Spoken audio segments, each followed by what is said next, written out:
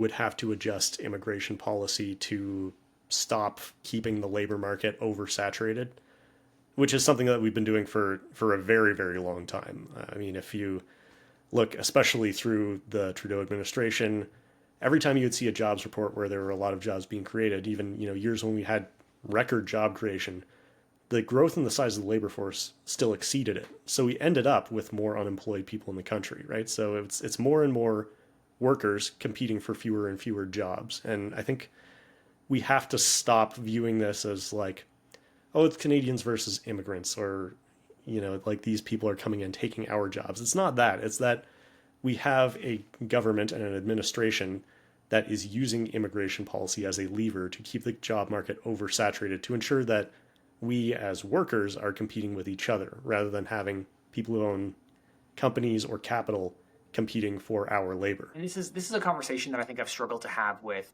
progressives and leftists, especially on my page. I've been called a racist so many times when I talk about like the leftist economic argument to reducing immigration, specifically that, as you said, when the labor pool is larger, there's less competition, therefore wages tend to be suppressed. When we constrict the supply of labor, just like with regular supply and demand of any product, you can have higher wages. Higher wages tends to lead to higher spending, which can also lead to GDP growth. So depending on what your area of interest is in the economy, there does seem to be an economic incentive and model out there, both on the left and on the right, to endorse reduced immigration.